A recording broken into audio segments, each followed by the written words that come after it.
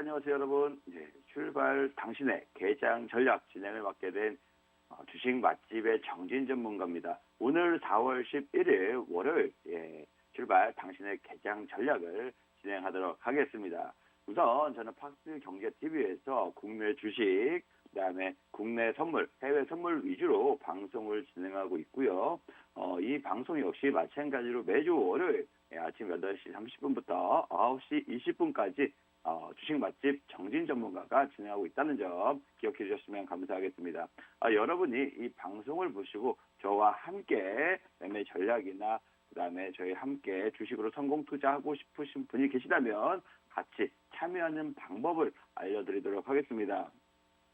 먼저 화면 하단에 보시면 QR코드가 보이실 겁니다. 거의 QR코드에 스마트폰 카메라 앱을 갖다 대시면요. 자연적으로 링크가 뜰 건데요. 그 링크를 클릭하시면 제가 운영하고 있는 노란 톡방이 입장이 가능하실 겁니다. 아무래도 800명, 900명 이상의 많은 참여자분들이 계시니까요. 와서 한번 참여해 보시고 지켜보시면서 이렇게 투자하는 방법이 있구나. 같이 하시면 좋으실 것 같습니다. 그래도 아무래도 지금 이렇게 제가 만들고 운영하고 있는 이렇게 좀 톡방에 함께 하시면요. 아무래도 다양한 정보, 장중에 실시간으로 제가 제공해 드릴 수 있는 정보들 공유해 드리고 있고요. 그다음에 시황 설명, 현재 시장 상황이 안 좋거나 좋거나 할 때 여러 가지 분석 및 앞으로 전망 어떻게 대처해야 된다. 이러한 내용들도 여러분들께 소개시켜 드리고 있고요. 종목에 따라서 매매 포인트도 제각각 잡아드리고 있다는 점 참고해 주셨으면 좋겠습니다. 다양한 자료와 그다음에 다양한 정보로 여러분들께 제공해드리고 있으니까요. 그리고 혹시 중간중간에 이거 지금 급등할 종목이다라고 스팟 종목으로서도 매매 전략을 좀 제시해 드리고 있으니까요. 이 기회 놓치지 마시고요. 지금 생방송으로 출발 당신의 개장 전략 하고 있는 시간에만 입장이 가능하니까요. 빠른 참여 부탁드리도록 하겠습니다. 자, 그러면 바로 진행을 시작하도록 하겠습니다. 지난주 금요일 아무래도 미국 증시, 글로벌 증시를 먼저 한번 훑고 진행하도록 하겠습니다. 미국 증시 지난주 금요일에 다우지수 아무래도 장 초반에는 지난주에 이어서 반발 매수세가 유입되면서 상승 출발을 보였었거든요. 상승 출발을 보였었는데요.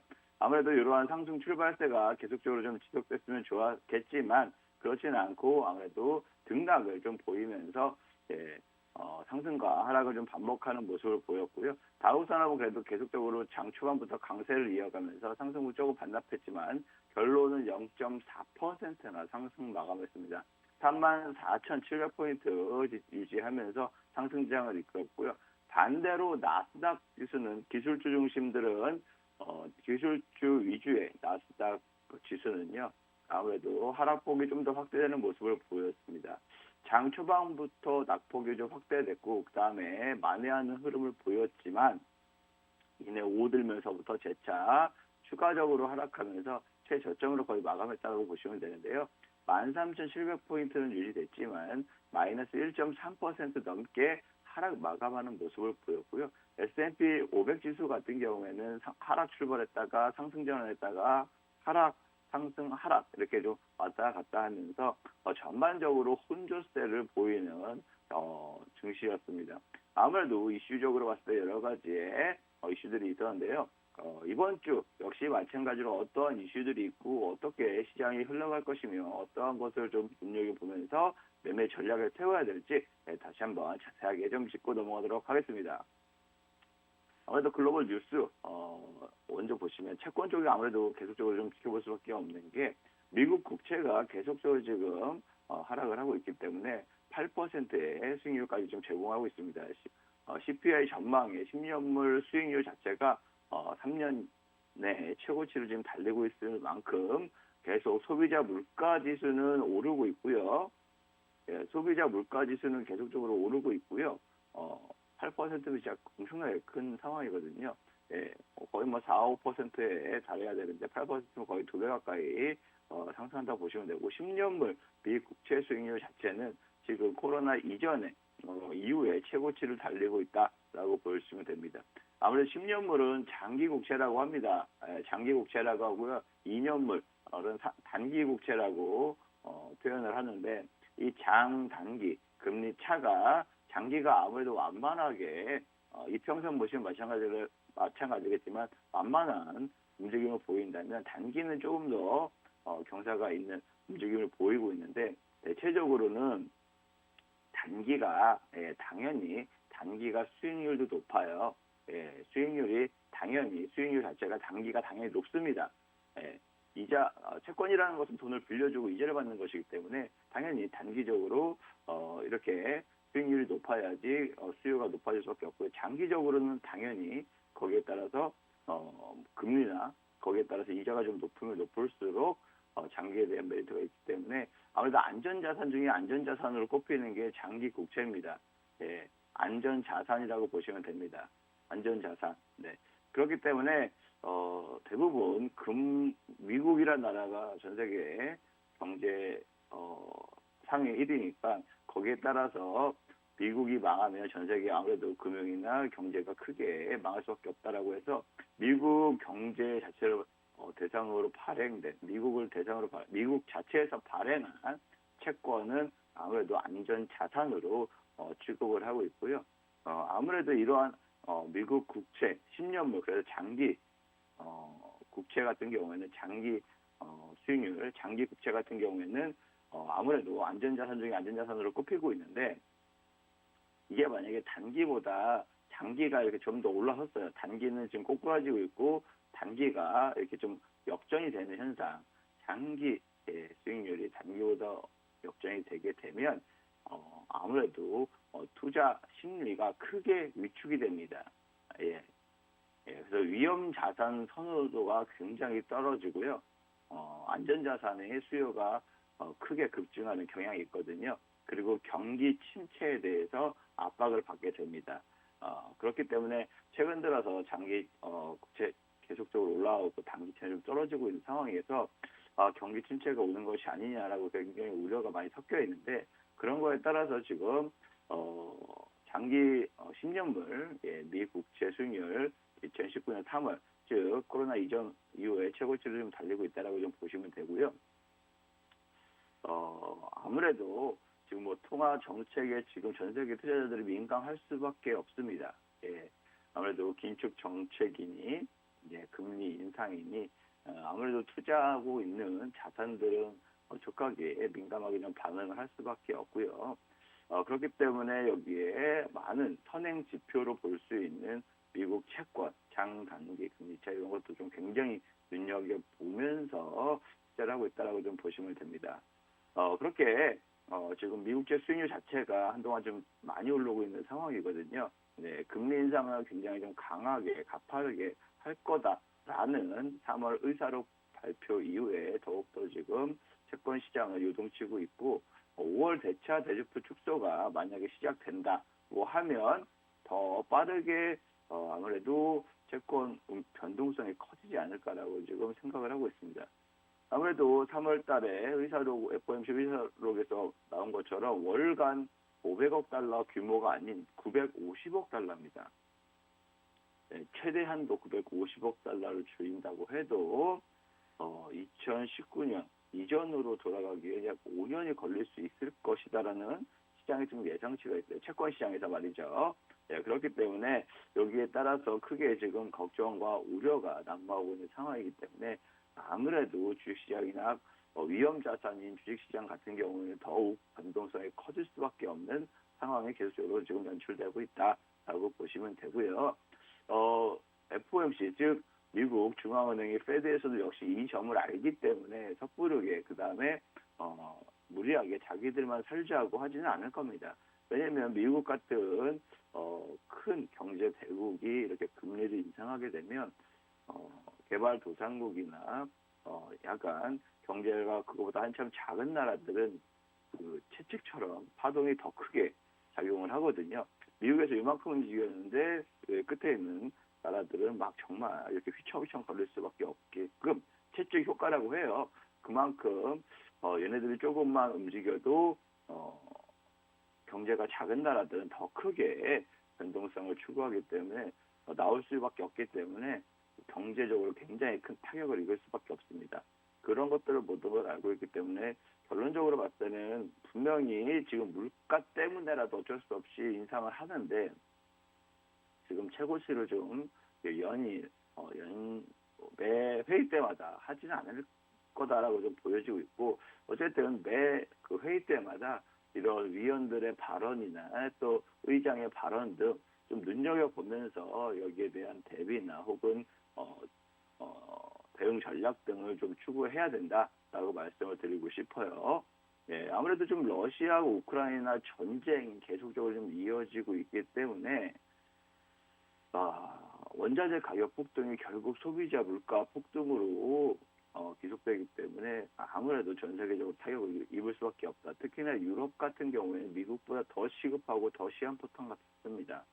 러시아에 가장 밀접하게 그리고 가장 비중이 높게 원유 및 이런 에너지원을 생산하고 있고 원자재 역시 마찬가지로 수입을 많이 하고 있는 상황에서 거기에 대해서 지금 제재를 가한다고 하면 유럽 쪽에서도 크게 지금 타격을 입을 수밖에 없다라고 볼 수 있고요.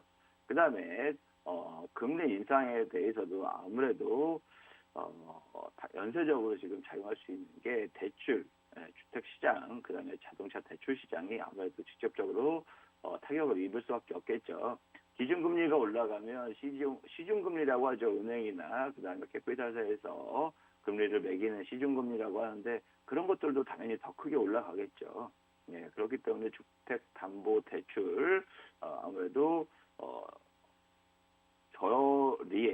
저금리의 이자를 돈을 빌렸는데 지금 해가 바뀔수록 아무래도 금리가 올라가면 월 납부액이 굉장히 높아지게 되고 그러면 일반 그 수요자들 자체는 대출을 일으킨 사람들 자체는 소비가 줄어들 수밖에 없습니다. 소비를 줄이고 대출에 대한 금리를 이자를 납부해야 되는 상황이 되기 때문에 실질적으로 소비에 대해서 줄어들 수밖에 없고 소비가 줄어들면 기업들 역시 마찬가지로 매출이 줄어들고 그러면 이런 악순환이 계속적으로 이어질 수 있다.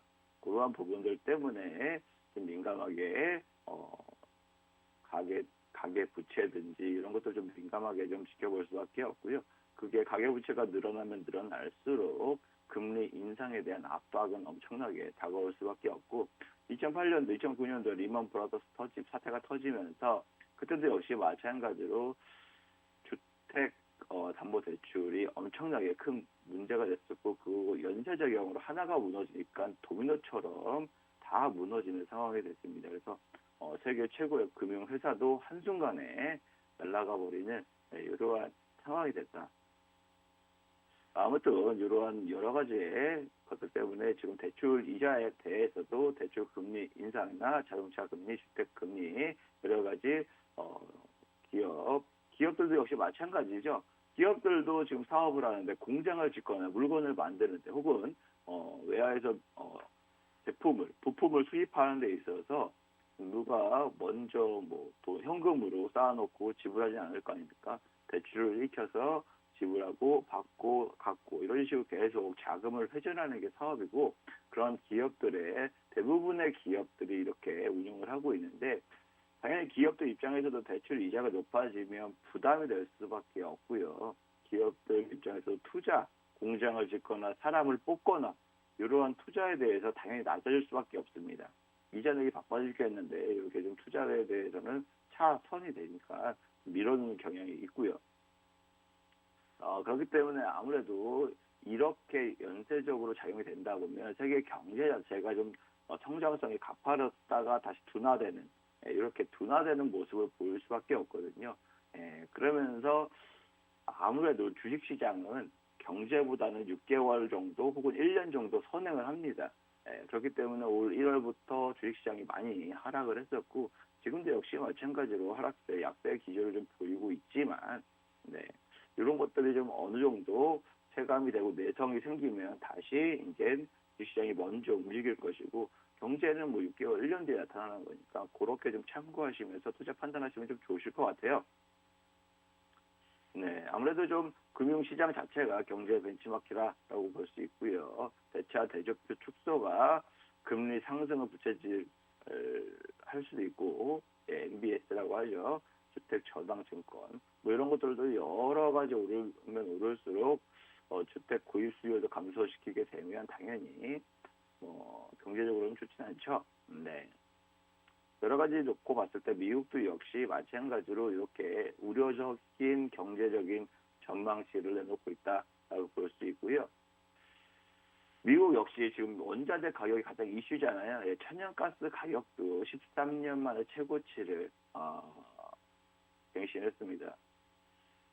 아무래도 미국은 셰일 혁명이 일어나면서 2010년도 이후부터 미국에서 에너지에 대한 걱정이 많이 없었어요. 네, 원유 수입도 계속 그냥 원유나 이런 원자재 생산이 전 세계 1위를 할 정도로 셰일 혁명이 일어나면서 굉장히 지금 에너지 가격이 안정화가 됐었는데 지금 러시아 사태가 터지고 나서 유럽이 지금 옴짝달싹 못하니까 미국에서는 아무래도 수출 자체를 유럽 쪽으로 많이 하는 경향이 있고요. 그러다 보니까 미국 내에 갖고 있는 재고 역시 급격하게 방출을 하다 보니까 아무래도 크게 가격이 오를 수밖에 없는 상황이다라고 볼 수 있습니다.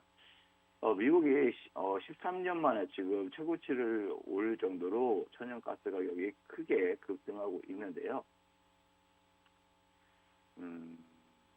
네, 천연가스뿐만 아니라 석탄 가격도 지금 천정부지로 오르고 있다.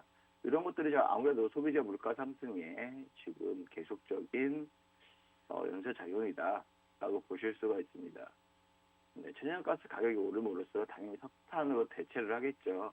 네, 석탄으로 대체하면 당연히 이산화탄소 배출이 많아질 것이고 여러 가지 또 추가적으로 안 좋은 상황이 되는데 석탄 수요가 늘어나면 늘어날수록 당연히 좀 글로벌 적으로 봤을 때 파리 환경기후나 이산화탄소 배출 제로, 네, 탄소 제로 이러한 것들에 대해서 당연히 이슈가 될 수밖에 없고요. 그래서 석탄 아무래도 생산을 늘리지는 않을 겁니다. 전 세계적으로 추세로서 석탄 생산을 줄이고 있는 상황에서 급하다고 늘리기보다는 다른 대체적인 에너지원을 좀 만들지 않을까라고 좀 보여지고 있고요. 네, 그런 점 물가 상승에 계속적으로 기반되기 때문에 계속적으로 뉴스에서는 조금 비중 있게 시장에서는 비중 있게 좀 차지하는 역할을 할 수밖에 없다라고 볼 수 있습니다. 그리고 중국 역시 마찬가지입니다. 외국인들 자체가 3월 달에 들어서부터 지금 중국 채권을 150억 달러 매도하는 모습을 보였습니다. 네. 중국 국채를 81억 달러 규모로 매도를 했다. 중국 채권을 매도한다는 얘기는 중국도 역시 마찬가지로 그만큼 변동성이 좀 커지는 상황이고 불안 요소가 커지기 때문에 아무래도 러시아, 중국 이렇게 좀 공산당 라인이 다시 힘을 합치지 않을까. 그러면 전 세계적으로 다시 고립, 제재하는 전략을 취하면 그만큼 냉전 시대가 다시 이뤄질 수 있을 건데 그렇게 되면 다시금 전 세계적으로 경제도 크게 충격을 받을 수밖에 없고요. 그리고 지금 중국에서 가장 큰 것이 상하이도 지금 셧다운했습니다. 즉 코로나로 인해서 셧다운했어요. 근데 이게 계속 길어지다 보니까 중국 자체의 국채를 계속적으로 매도하는 물량들이 좀 더 늘어나고 있다. 네. 이렇게 좀 보여질 수밖에 없어요. 네. 아무래도 계속 도시를 계속 셧다운하다 보니까 이런 것들이 좀 중장기화되다 보니까 거기에 맞춰서 코로나 제로를 지금 선언한 이후부터 조금만 나와더라도 계속적으로 도시를 좀 셧다운했는데 이번에는 좀 길어지는 모습에 시장도 많이 충격을 받고 있고요. 국채도 역시 안전자산인 국채 역시 마찬가지로 지금 계속적으로 자금 이탈하는 현상이 일어나고 있는 상황입니다. 중국도 이렇게 되다 보니까 또 중국에는 전 세계 공장이라 할 수 있잖아요. 애플이건 테슬라건 여러 가지 삼성이건 현대차건 여러 가지의 글로벌 기업들의 공장이라고 할 수 있는 중국에 많이 위치하고 있는데, 이렇게 중국 공장들이 당연히 다 문을 닫게 되지 않습니까? 가동이 안 돼요. 생산할 수가 없어요. 이러다 보니까 당연히 세계 경제에 미친 여파가 클 수밖에 없고, 미국도 역시 거기에 타격을 입을 수밖에 없고, 전 세계적으로 지금 생산 라인을 가지고 있는, 중국의 생산 라인을 갖고 있는 그 기업들, 그다음 나라들도 역시 지금 이것들 때문에 지금 글로벌 시황 혹은 주식시장에서 좀 악재로 좀 작용하고 있는 모습이다라고 볼 수가 있습니다. 또 다른 뉴스를 한번 보시면요. 지금 이렇기 때문에 전 세계적으로 경기 침체 계속적으로 2년물이 10년물 지금 계속 수익률 좀 돌아섰거든요. 역전했거든요. 그러다 보니까 경기 침체가 좀 너무 빠르게 할 수 있다라고 우려가 있는데, 지금 아무래도 일드 커브 전문가라고 할 수 있는 캠벨 듀쿠대 교수가 일주일 정도 역전이 됐긴 했는데 경기 침체가 아닌 둔화라는 신호다. 너무 이르게 침체를 보지 말았으면 좋겠다라고 하고 있습니다. 네, 침체를 말하기엔 이르다. 둔화의 신호다라고 얘기하고 있는데요. 그만큼 아무래도 3개월 동안은 좀 이 시그널이 좀 지속돼야지 2년물이 10년물 역전이 한 3개월 정도 지속돼야 그게 경기 침체적으로 계속적으로 안 좋게 흘러갈 수 있다라고 좀 얘기하는 것 같습니다. 어쨌든 지금 계속적으로 안 좋은 소식들이 전해지고 있는 건 사실입니다. 코로나 때문에 많은 자금들이 풀렸고, 그로 인해서 거품들이 많이 형성이 됐고, 그러한 거품들이 빠지는 과정이다라고 생각을 하시면 되는데, 중요한 건 이러한 시장이나 이러한 전망에 대해서 굉장히 중요하게 대응 전략을 잘 세워야 된다라고 생각을 하시는 게 좋을 것 같습니다. 이러한 무작정, 안 좋다고 해서 무작정 안 보고 덮고 하다 보면, 물론 3년, 2년 내에는 당연히 제대로 찾아갈 수 있지만, 반대로 그 사이에서 수많은 변수들이 작용할 텐데, 그런 수많은 변수들에 대해서 대응 전략 없이 계속적으로 가장 힘든 시기에 가장 어려운 생각을 할 때 또 악재들이 한 번 더 터지게 되면 나도 모르겠다 하고 포기하게 되는 경우가 많은데요. 그런 포기하게 되게 되면 거의 저점 부분이다라고 보실 수가 있어요. 하지만 일반적인 투자자들은 대응 전략 없이, 준비 없이, 대비 없이 그렇게 있다 보면 정말 최저점에서 대부분 순절하거나 포기하는 경우가 많은데요.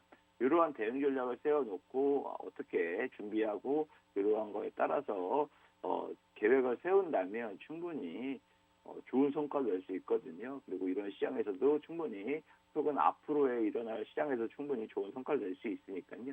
너무 낙담만 하지 마시고, 또 이런 안 좋은 뉴스들이 있다고 해서 걱정만 앞서기보다 대응 전략 어떻게 헤쳐나갈지, 어떻게 풀어나갈지에 대해서 준비하시는 시간을 갖는 게 좀 더 유익하지 않을까라고 좀 생각을 하고 있습니다. 네, 제가 1분 정도 쉬었다가 다시 시작하도록 하겠습니다.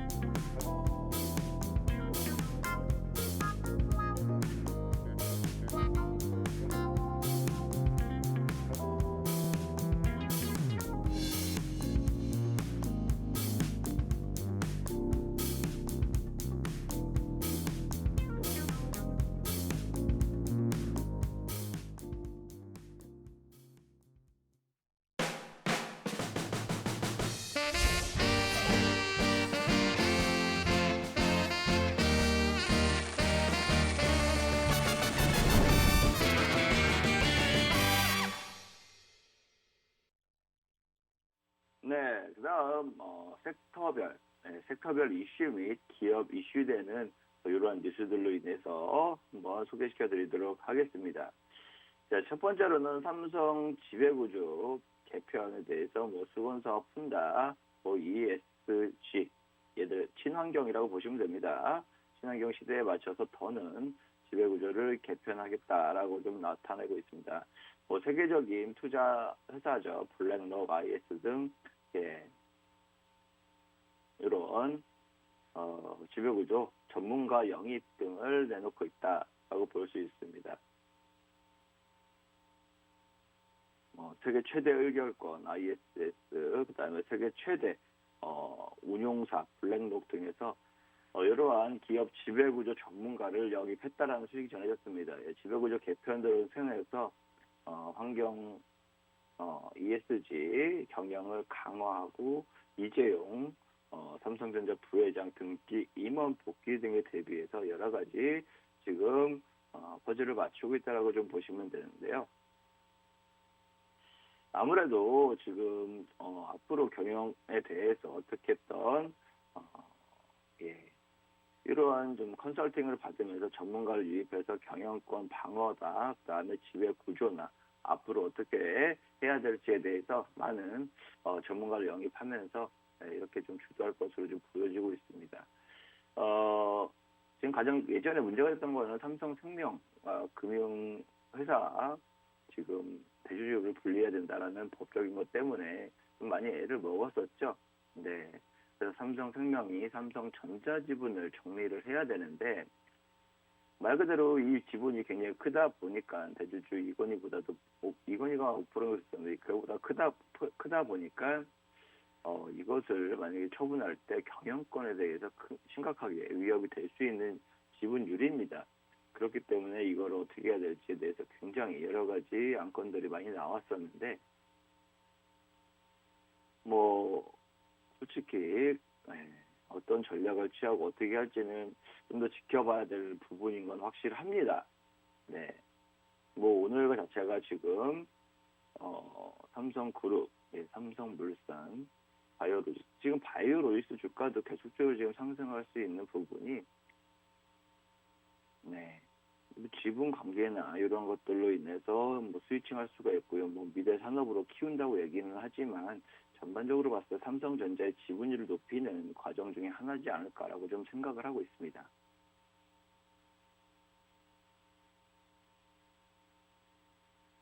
네, 하지만 대부분 생각처럼 예전처럼 또 모르는 지금 시장이 아니고 많은 개인 투자자들도 정말 많이 똑똑해졌거든요.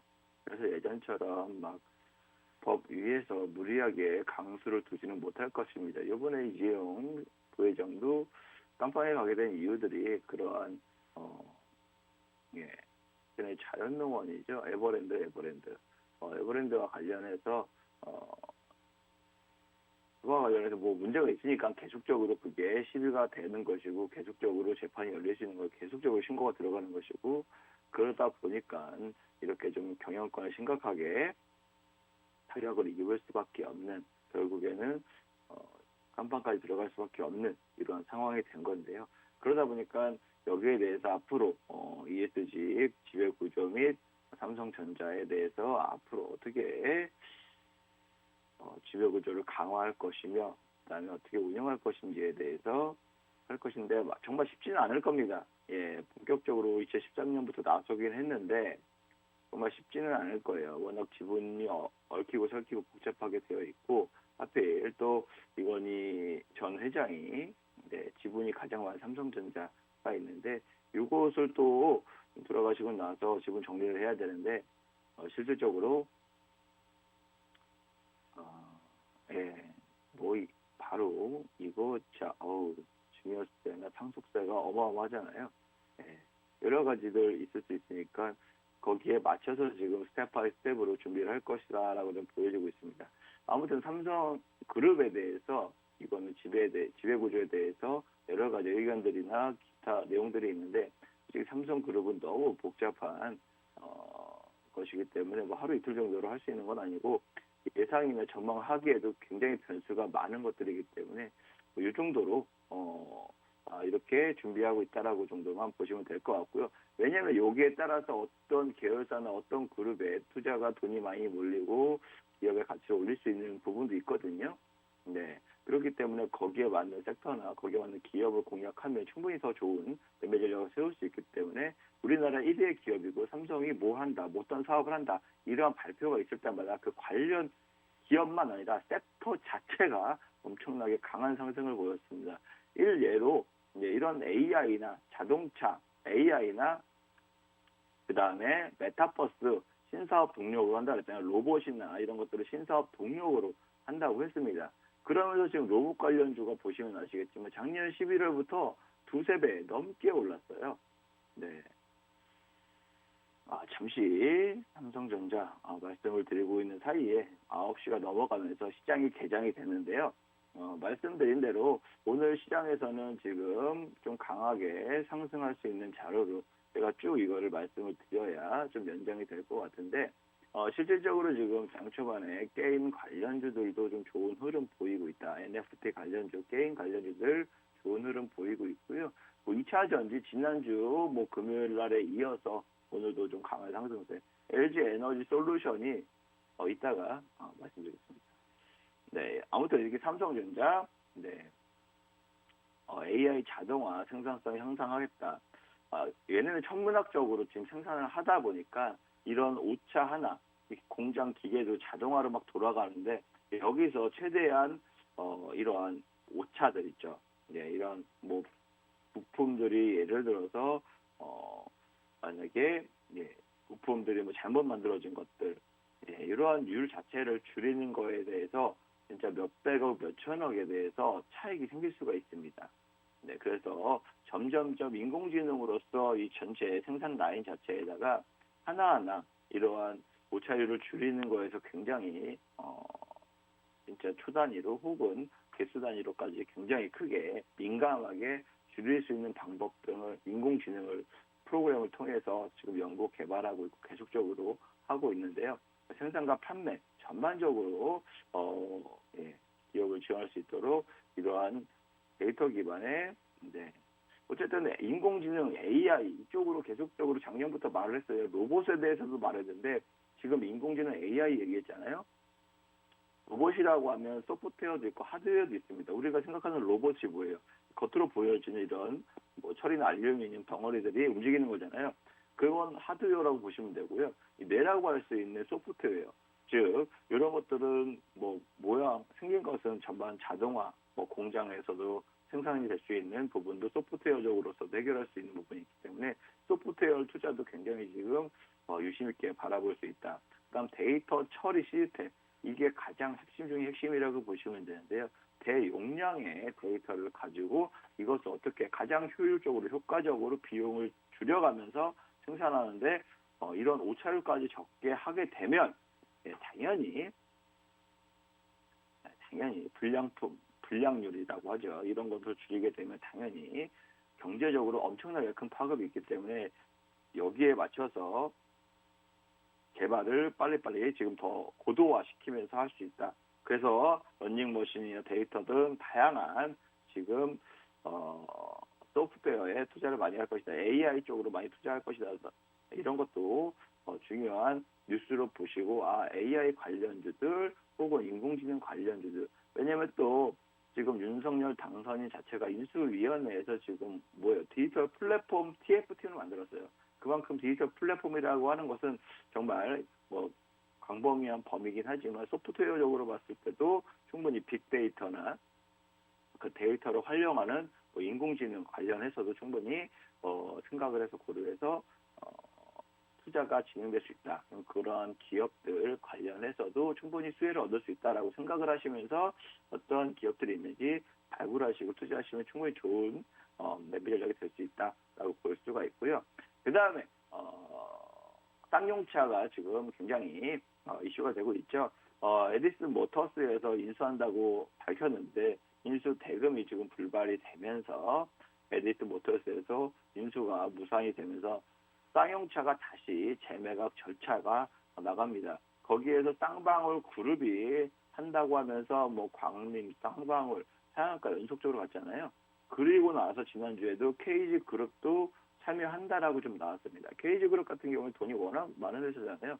KG 이니시스를 결제를 통해서 자금을 많이 했고 그다음에 다양한 정말 다양한 사업을 영위하고 있습니다. 예, 동부제철도 인수를 했었죠. 그 정도로 다양한 산업군에 KG그룹이 투자를 하고 있고요. 여기에 마찬가지로 지금 KG그룹까지 쌍용차 인수전에 들어가면 예,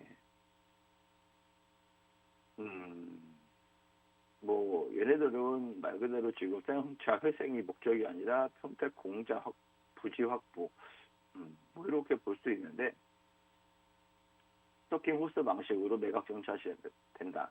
즉 KG그룹 따로 매각 전략 뭐 얘기 들어보겠죠. 쌍방울과 따로 얘기해보고 그래서 더 좋은 조건이 나오면 당연히 조건부 계약 방식으로 선택을 하고 거기에 따라서 인수자금 들어오면 인수를 하는 이러한 상황이 될 것이다 라고 보여지고 있습니다.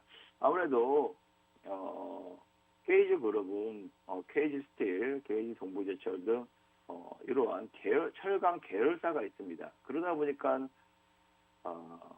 보니까 쌍용차 즉 차량을 생산하는 데 있어서 당연히 수직 계열화가 될 수 있고 시너지를 낼 수 있고요. 쌍방울 같은 경우에는 특장차, 뭐 소방차나 이러한 것을 만들고 있는 광림이라는 회사가 있거든요.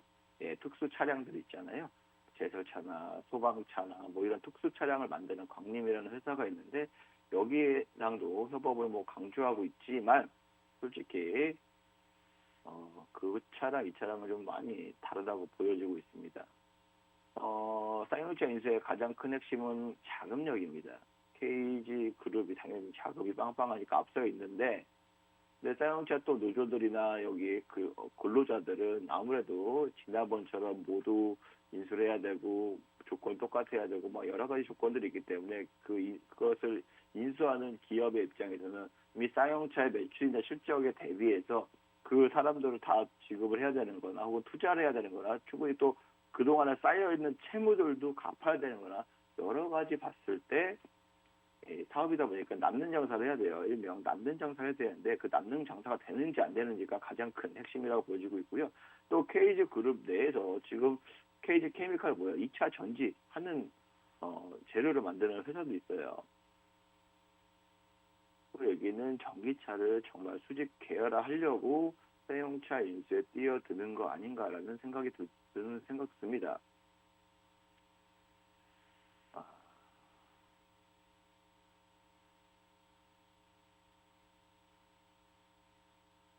네, 1조 원. 아무래도 평택 땅, 평택 부지 이게 평택 공장이 1조 원 이상의 가치를 지닌 거 아닌가. 예. 근데 이러한 쌍용차 입장에서도 이런 것들을 알고 있기 때문에 2,000억, 3,600억 갖고 있다고 해서 이거 인수하고 팔아먹으면 남는 장사니까 이거 먹고 빠지면 당연히 쌍용차 노조들이나 근로자들이 가만히 있지 않겠죠. 경영자들이. 예, 이런 것들을 여러 가지 봤을 때 어떠한 대안이나 어떠한 계획이 있느냐에 따라서 좀 많이 달라지지 않을까라고 보여집니다. 그리고 LG에너지솔루션 아까 말씀드렸다시피 실적을 발표했는데 금리 인상 그다음에 원자재 가격 니켈만가 너무 많이 올랐잖아요. 아연도 너무 많이 오르고 그 가격 인상에도 불구하고 지금 2차 전지 실적이 지금 굉장히 괜찮았습니다. 네. 어닝 서프라이즈를 할 정도로 굉장히 수익이 크게 났고요. 투자도 많이 하고 있는 상황이고 지금 뭐 중국 테슬라도 LFP 배터리를 탑재한다 해서 전망적으로 글로벌적으로 점유율이 좀 떨어지는 거 아니냐라는 우려도 많이 나왔었거든요. 그러면서 주가도 좀 많이 하락세를 좀 보이고 있는 상황이었는데 상장 때만 기대감 반짝했다가 그 이후로 계속적으로 매물이 나오고 있는 상황이다. 하지만 이번 깜짝 실적 발표로 인해서 다시금 2차 전지 관련주들이 솔직히 계속적으로 지난주부터 반등이 나왔었습니다. 하지만 이게 일시적인 것인지 계속적인 것일지는 좀 더 지켜봐야 되는 부분이 있어요. 왜냐하면 지금 전 세계 탑티어 전기차 회사가 테슬라거든요. 이 테슬라가 지금 중국의 LFP 배터리, 즉 중국 업체들 CATL이나 이러한 비아디나 이러한 데서 생산하는 게 LFP 배터리가 주로 생산하고 있고요. LG 같은 경우에는 LFP 배터리보다는 다른 배터리가 좀 주력으로 니켈 망간 배터리가 좀 주력으로 판매를 하고 있는데 그러다 보니까 뭐 유럽이나 거기 미국 시장에서는 점유율이 높았었고 중국 내에서만 중국 회사들의 입지가 많이 높았기 때문에 많이 시장 점유율 높여왔는데 근데 테슬라도 역시 마찬가지로 LFP 배터리를 탑재한다라고 작년인가 말한 이후로 LG 에너지 솔루션에 대해서 주가가 좀 많이 하락을 했고 시장 점유율이 좀 낮아지는 게 아닌가라고 우려가 많이 섞이고 있습니다. 그리고 또 하필이면 또 러시아 전쟁을 일으키는 바람에 니켈, 리튬, 알루미늄 가격이 너무 많이 올랐어요. 예, 그러면 당연히 수익성 악화가 나타날 수밖에 없는데 이러한 것들로 인해서 LG 에너지 솔루션 뭐 기초 체력 자체로 봤을 때는 좀 악재들이었는데 거기에 대비해서 1분기가 영업이익이 2,589억 원 기록했습니다. 그렇기 때문에 어닝 서플라이즈 예상치보다 무려 58%나 넘게 웃돌았습니다. 예. 영업이익률도 3.7로 예상을 했는데 6%나 엄청나게 크게 상회를 했고요. 상해 수익성 악화 부분이 일정 부분 해소됐다. 그렇기 때문에 너무 과도한 우려였다. 예, 이렇게 보여지고 있습니다. 네, 그래서 어쨌든 전기차 수요는 굉장히 지금 전 세계적으로 탄탄하게 증가하고 있고요. 이렇게 되다 보니까 전기차 업체들도 가격을 인상하고 있어서 수익성에 있어서는 전반적으로 걱정했던 거, 우려했던 것보다는 조금 더 높게 작용을 하고 있다라고 보시면 됩니다. 그동안 좀 낙폭이 컸던 거 위주로 종목들은 다시금 반발 매수세로 키 맞추기가 예상이 된다라는 애널리스트의 전망도 내다볼 수가 있고요. 실질적으로 2차 전지 관련주 올해도 갈까라고 한 번쯤은 기술주도 위주잖아요. 또 테슬라가 대장주인데 테슬라 자체가 크게 약세를 보이고 있는 반면도 좀 고려해야 될 부분이라고 보여지고 있습니다. 지금 만약에 2차 전지를 갖고 있으신 분들은 충분히 더 좋은 매매 전략이 나올 때까지는 긍정적으로 바라볼 수 있고요. 자동차 부품 관련주들도 충분히 좋은 걸로 볼 수 있습니다. 그리고 또 다른 섹터를 보면 수입육 시장 자체가 크게 성장을 하고 있다. 신세계도 역시 마찬가지로 소고기 유통사에 많이 크게 투자를 하고 있고요. 수입육, 즉 육가공 업체들에 대해서 커지고 있다. 시장이 커지고 있다라고 좀 보여주고 있습니다. 네. 수입육, 냉장, 미국산 냉장, 냉동육, 이러한 업체들의 여러 가지 지금 투자가 대기업들에서 투자금이 들어가고 있기 때문에 성장성을 높게 평가한다. 예. 우리나라 소고기 시장에서 수입육, 미국산, 호주산 등 수입육이 10%를 차지한다고 합니다. 그리고 최근 3년간 10% 성장세를 이어간다. 매년 10% 이상 이어간다라고 좀 보실 수가 있고요. 그렇기 때문에 계속적으로 시장 성장성에 기업, 이마트든 롯데마트든 대기업들이 투자를 감행하고 있다. 이런 뉴스도 한번 보시면 좋으실 것 같고요. 그리고 3년 전, 4년 전에 우리나라 LG 세탁기, 삼성 세탁기가 그래도 미국 시장에서 선전을 하니까 미국의 세탁기 업체들이 미국에다가 뭐 세이프 가드 등 뭐든 계속적으로 분쟁이 이어졌었습니다. 그러면서 많은 세금으로 제재를 많이 받았었고요. 우리나라에서도 정부에서도 적극적으로 나서서 요거에 대해서 계속적으로 해결책을 찾기 위해서 하고 있습니다. WTO에다가도 분쟁을 제기했었고요. 네. 그래서 3개월간 추가적인 시간 주기로 하고 더 합의를 해나가라. 세원국, 미국 정부는 수입산 세탁기 피해고 있던 자국 기업들 주장을 수용하고서 2018년도죠. 트럼프 정부 때 세탁기 세이프 가드 조치를 부과했습니다.